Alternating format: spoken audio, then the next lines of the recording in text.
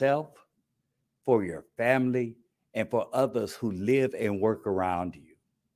I certainly understand the concerns with getting a vaccine, but when it's my turn to get it, I will. I am ready to take a shot. I understand the fear, the doubts, the concerns that people of color have. My suggestion to you would be to pray about this decision. Talk to your doctor, your family, and the friends you trust. I hope you will come to the same conclusion I did, that these vaccines save lives. Remember, change starts with each of us. Change starts with rolling up our sleeves, sticking out our arms, and taking our shot.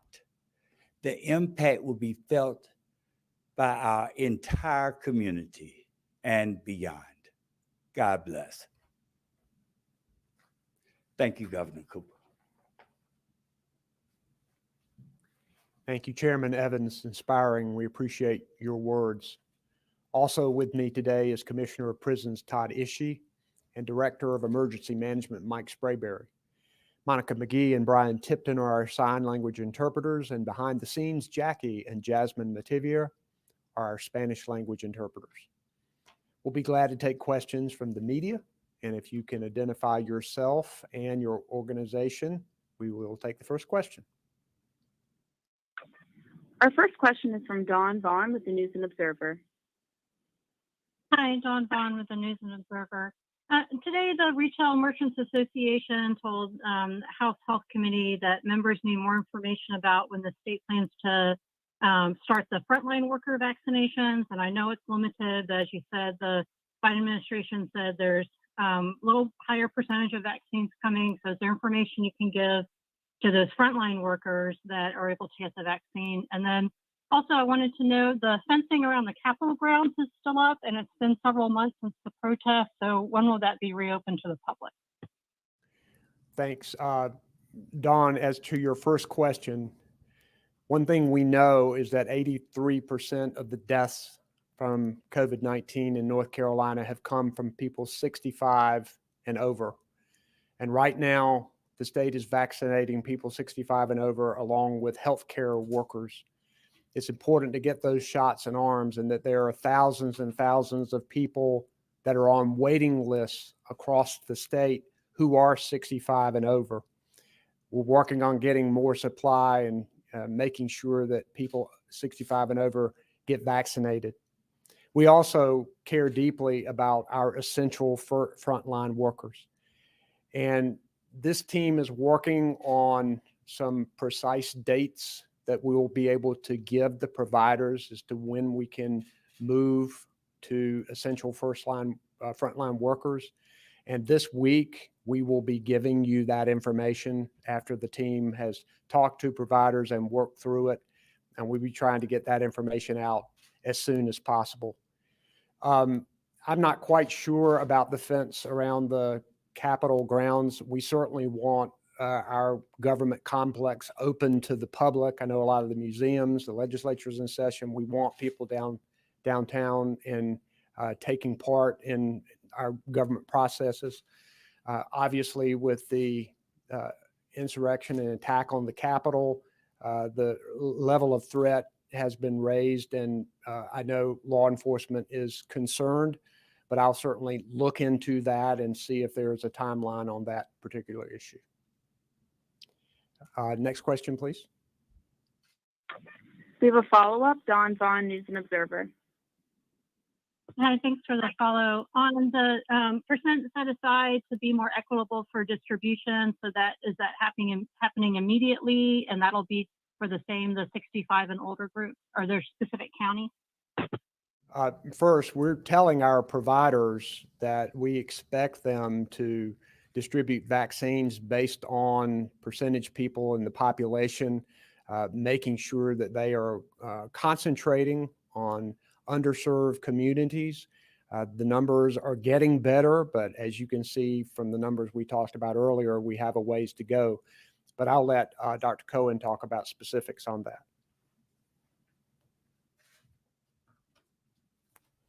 Hi, Dawn. So the allocation methodology I mentioned in my opening remarks is something we've actually been doing for the last 2 weeks and intend to do as we continue forward in this process. So over the last 2 weeks, we've allocated vaccine based on county population and then given increases to those counties that see a higher population of those who are over the age of 65 and low income and over the age of 65 and from our historically marginalized communities.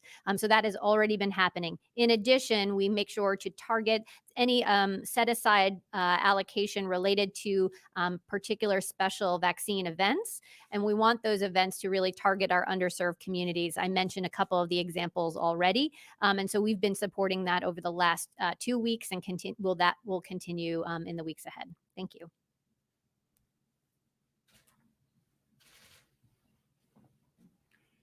Thanks. Next question, please. Our next question is from Ashley Talley with WRAL. Hi, Governor and Dr. Cohen. I wondered, first of all, Governor, if you could expand a little on, you were saying that your executive order opens up who can administer vaccines, and if that means primary physicians or pharmacies might be opening to that. And to that end, I also had a question about Walgreens, who is doing vaccines at 300 sites across the state. Do we know where those are, and are those doses coming from the state allocation or another national allocation? I'll let Dr. Cohen expound on this, but the executive order gives the Secretary, Dr. Cohen, the authority to expand the different types of people who can give vaccinations, and that is to get ready for when our supply increases. We're very much hoping that our supplies will start coming in, particularly if Johnson & Johnson, that authorization goes through, we'll have more vaccines, so we want to have more people to get it. Walgreens is a separate program by the federal government. They have a number of their stores. I think they're getting 100 doses each that comes in a separate allocation from the feds. But I'll let Dr. Cohen address that. The second part of your question, she's going to get that too. Thanks.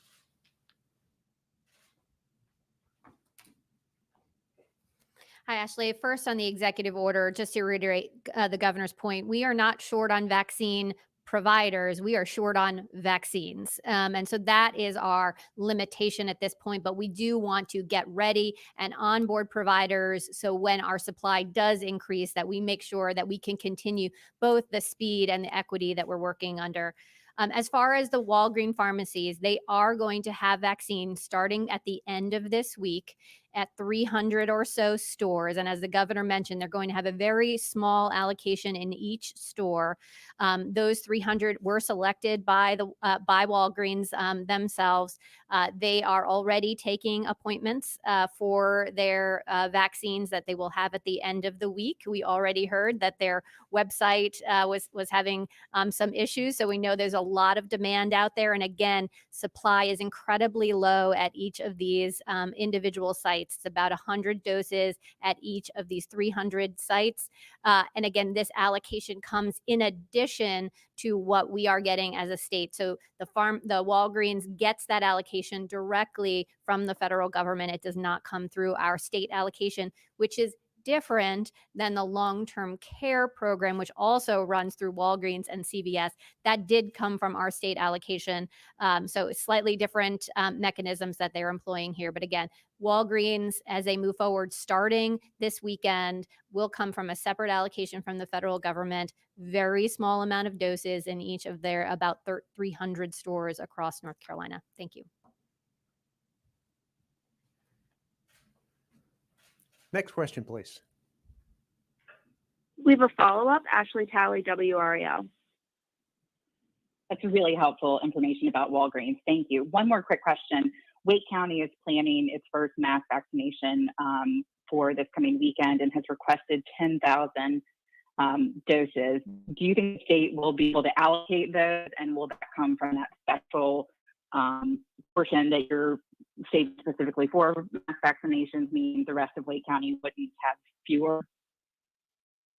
That about Wake County. I'll have to go back and look at the specifics, but 10,000 is a very big number given the very limited pool of supply of vaccine that I keep talking about here. We do want to make sure that we are supporting vaccine events across the state. And so I will go back and look at Wake County in particular. We do acknowledge that Wake County has gotten a lower amount of vaccine in the last number of weeks. So we are trying to make that adjustment as we go forward for Wake County, and appreciate all the efforts that have been done, whether it was in Wake County or across the state, to really make sure that we are getting vaccine out quickly and equitably. Thank you.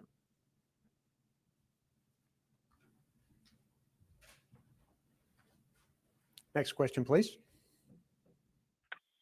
Our next question is from Sydney Bushell with WWI. Hi, Governor. This is Sid Bushell with WWAI in Brunswick County. I have two questions for you. First, can you tell me about how many doses the state is receiving at this time? And I know, second question, I know you've addressed equity in this conference, but can you also explain how you're allocating to each county based on need and eligibility? Here in Brunswick County, 1/3 of the population is 65 and up, and they've administered around the same amount of vaccine as Johnston County, which is much larger than Brunswick, but only 13% of their population is 65 and up. Thanks for those questions.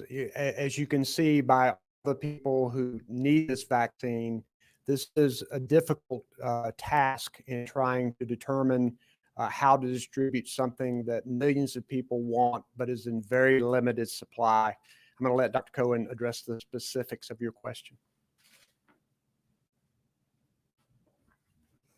Hi there. So we get about 150,000 vaccines week over week, though we just did hear from the Biden administration this morning, as the governor mentioned, that we should see about a 5% increase. We haven't seen exactly what that translates into. We're all wondering, is that 5% of the 120 we were getting, or 5% of the 150 we have been getting the last couple of weeks? So stay tuned on the exact number, but it's about 150,000 doses. The vast majority of those, about 120,000, are strictly distributed based on the population that the county is serving. We do give a bump up for those that are serving more folks who are 65 and up and low income, 65 and up from our historically marginalized communities. As far as Brunswick, I know our team just yesterday, maybe it was the day before, the days are running together, but had a call with all of our vaccinating providers and other representatives from Brunswick County to make sure that we were understanding the situation on the ground, that we were making the adjustments, and really do appreciate everyone's feedback as we go. As the governor continues to mention, that the supply is incredibly low, and we wish we could give more supply to everyone. We know our vaccine providers can deliver maybe 3 times the number of vaccines that we are getting right now. So we know that it is frustrating that the supply is low and folks could be doing more. We're hopeful to see more and more vaccine from these original 2 vaccines that have been approved. And we know that a third is going to be reviewed by the FDA by the end of the month. So we hope for more vaccine supply as we head into March. Thank you.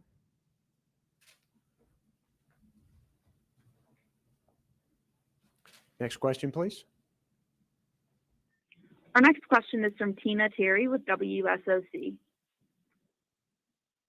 Hi there, this is Tina Terry with WSOC TV in Charlotte. Thank you so much for taking my question. Governor, you touched on this a few moments ago, but I'll just ask for a little bit more clarification. Specifically, a lot of concerned teachers are out there in North Carolina. Can you give us any update on when we will get into group 3, those frontline workers? And are there any plans or talks right now of perhaps moving those teachers up into a different group, allowing them to get vaccinated earlier? Thanks for that question. And if you've watched very many of these press conferences, you know what I say is that the number one priority is getting our children safely back into the classroom.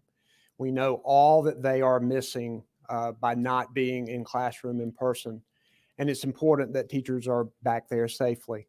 With the new research that has come about, we know that when you take the appropriate safety protocols, that teachers can can be in the classroom with students and that they can teach. We also need to do more for our teachers. The legislature right now is contemplating educator bonuses, which I think would be a great idea if they could do that, because we know that's important. This week, we're going to come forward with specific dates on when essential workers will be able to start getting vaccines. We know that people have been concerned about that. Want to reiterate what I said earlier. We still have thousands and thousands of people who are on waiting lists, who are 65 and older, waiting for a vaccine, and we're waiting for the supply to increase, but they are still on waiting lists. And we know that 83% of the deaths come from people 65 and over. So it's important to make sure we work these vaccines and get that to them as quickly as we can. But we also know that our essential frontline workers are important. And so we're going to look at what we have before us, and you'll hear something from us this week on specific dates for essential frontline workers. Next question, please. We have a follow-up, Tina Terry, WSOC. Thank you so much. My second question, I know you said that we will receive a 5% increase in vaccine this week from the federal government. What have we heard from the federal government about a timeline for getting more vaccine to North Carolina? Thank you for that. And anytime we get a chance to talk to the administration, we're saying we need more vaccine. Was on the phone today with the Biden administration and other governors across the country, and the administration promised us they would use everything in their power to increase the supply of vaccinations. They've been talking to Pfizer and Moderna, and there have been some promises of increase. And what they have been doing is distributing the vaccines to the states based on population. We also know that the Johnson & Johnson vaccine has been submitted and that it may be authorized in the coming weeks, so that we know that that would potentially increase the supply. One good thing about the Biden administration since it took over is that it has been giving the states a 3-week window of what kind of supply that we can expect to get into our state. That gives us a lot more time to plan. You know, for a while there, we were dealing with 24, 48-hour notice about what we were going to get. And then we had to decide where all of it went in the state. And having this 3 weeks of prediction has been good. And what they've been able to do is add a little bit more each week.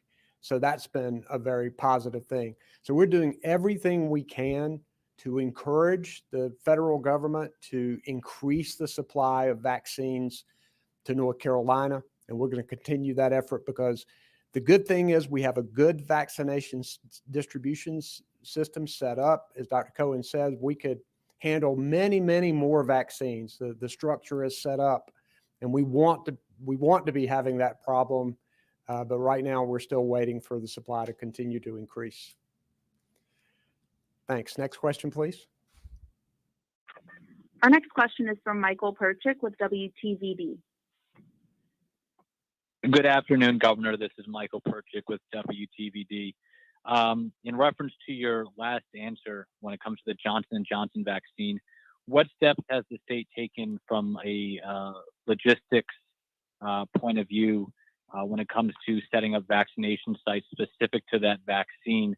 And will there be any differences between how you treat the single-dose Johnson & Johnson version versus the multi-dose Pfizer and Moderna version?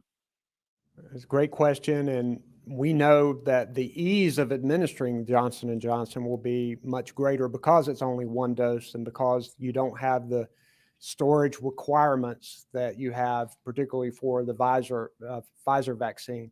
So we know that it will be easier to administer. We had that discussion today among the governors and the Biden administration. They asked us, because we were asking those very same questions that you're asking me, tell us how we can use this vaccine and where we should target. They want to wait to see what the FDA ultimately says about it. We're going to be talking about it in the coming weeks. We want it. We hope that it gets authorized if it's safe, and then we'll figure that question out. Would you want to add anything to that, Dr. Cohen?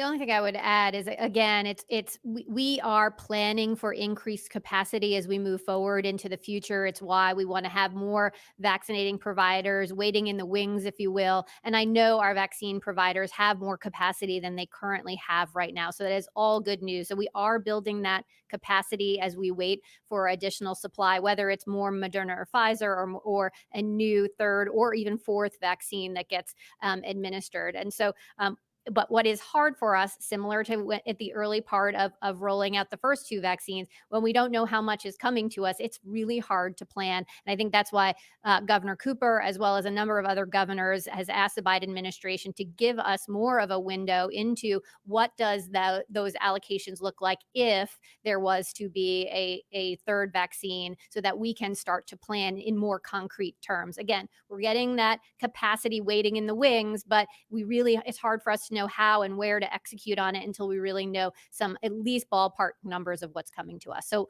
I hope to know more over the coming weeks. Thank you. Next question, please.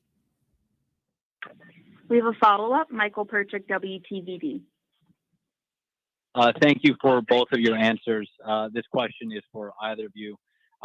There was a press conference last week with bipartisan state leaders encouraging local school districts to allow a return to the classroom. And one of the studies cited was the ABC Collaborative study, which involved researchers at Duke and UNC looking at 11 school districts here in North Carolina at the beginning of the school year.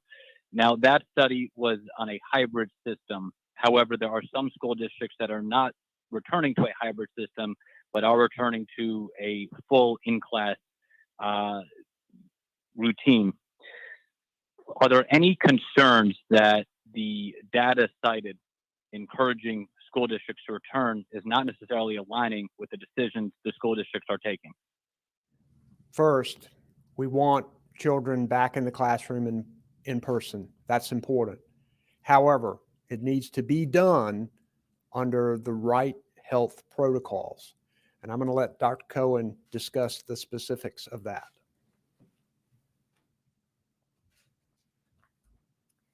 Hi, Michael. So just to reiterate what the difference in the safety protocols are, no matter what school, whether it's elementary, middle, or high school, everyone has to be wearing masks all the time. They have to do things like screening for temperature. They have to be cleaning surfaces often.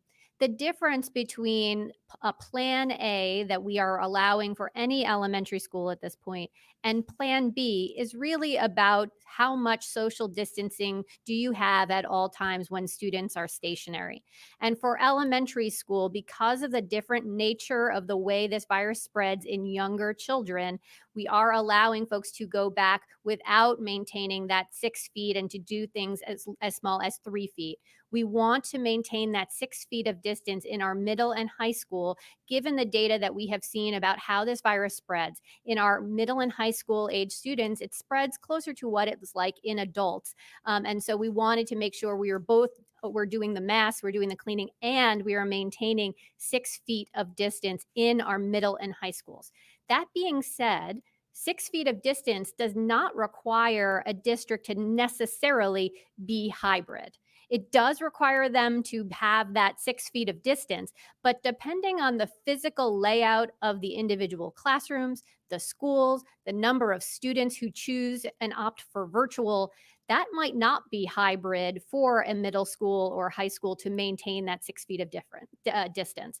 So I wouldn't say it's just a hybrid, not hybrid distinction here. For us, it is really about that 6 feet of distance in middle school and high school that is important as we think about those safety protocols. We want to see those followed. However, again, 6 feet does not necessarily mean hybrid necessarily. We want to see that 6 feet of distance, and that could happen in a number of ways and how they use their physical buildings and how many students are in a classroom. Thank you.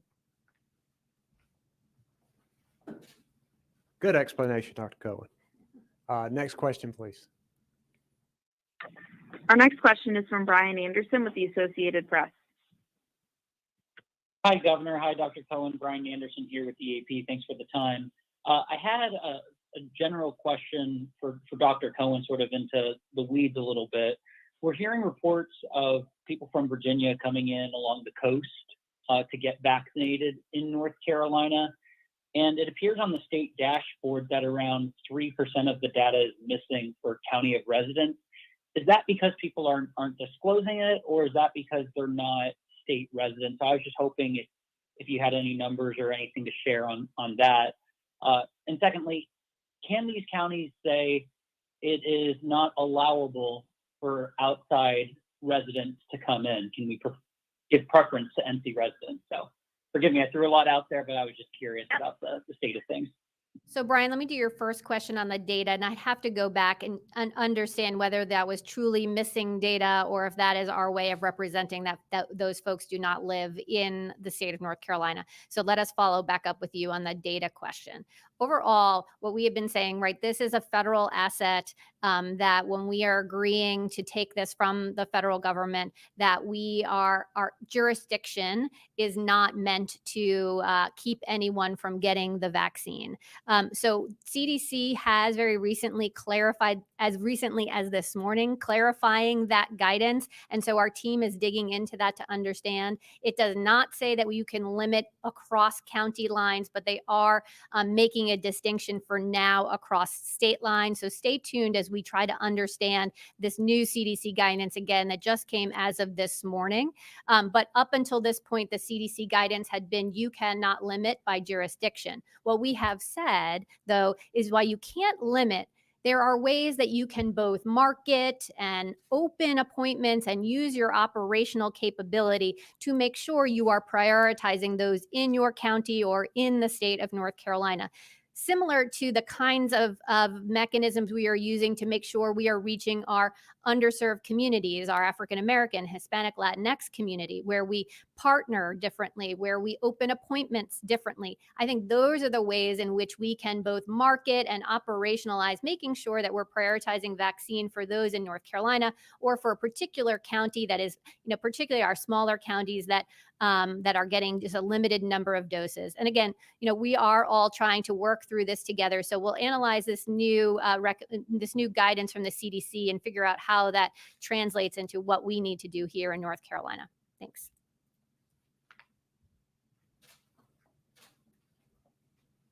Next question, please. Our final question today is from Vanessa Rufus with WCNC. Hi, thank you for taking my question. I wanted to know, since it sounds like you're close to giving us some firmer timelines for moving into Group 3, do you have an approximate for how much of Group 1 and how much of Group 2 that you've gotten through with vaccinations? I'll let Dr. Cohen address that. Hi, Vanessa. So as you know, we are vaccinating those who are 65 and up, as well as our healthcare workers. 65 and up is a group that we better understand the numbers.